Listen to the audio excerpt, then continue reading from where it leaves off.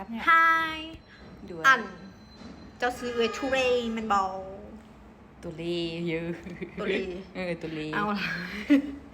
ค่อยเลิกอันคือว่าเจ้าซื้อชูเรย์มาแล้วเลย มาทำเลย แต่ว่าซื้อยังกะยาเนาะแต่ว่าเดี๋ยวนี้เพิ่นสิมาถามเจ้าว่าคันถ้าว่าค่อยซื้อปีจากเมืองหงาหรือว่าเต้นมาเลยก็ได้เนาะแล้วค่อยหั่นน่ะอันอยากขึ้นอยู่นี่ไปเวียงจันทน์สามารถขึ้นรถไดโบหรือว่าบ่ได้ เอาเขาไม่คือซื้อปีเมืองไป5เวียงจันทน์แล้วยังมาขึ้นอยู่สถานีหลวงพระบางสิ แม่ วะ นแม่นแม่น ได้ในนั้นเพราะว่าสถานีหลวงพระบางเป็นทางผ่านอยู่แล้วได้อยู่ม แล้วคันถ้าว่าสมมุติว่าค่อยซื้อค่อยหั่นน่ะอยากซื้อปีอันแต่หลวงพระบางไปเวียงจันทน์แต่ว่าปีแต่หลวงพระบางไปเวียงจันทน์นั้นบ่มีแต่ปีวังเวียงไปเวียงจันทน์ถ้ามีแล้วค่อยสามารถซื้อไดโบแบบซื้อแต่เวียงจันทน์ไปเว้ยวังเวียงไปเวียงจันทน์แล้วมาขึ้นอยู่หลวงพระบางไดโบ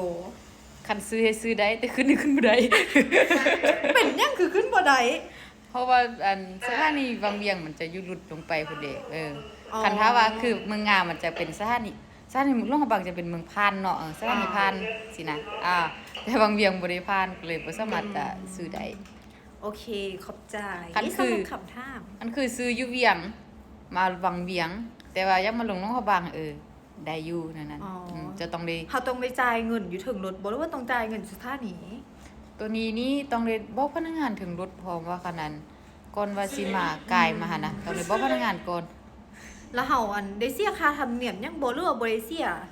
คันถ้าบ่บอกพนักงานออกมาทางออกถ้าพนักงานเขาจับได้เขาจะมีการปรับมือแต่ถ้าคันบอกพนักงานถึงรถพุ่นเขาจะมีใบให้ลงมาแล้วจะบ่ได้เสียค่าปรับมือแต่จะมีค่า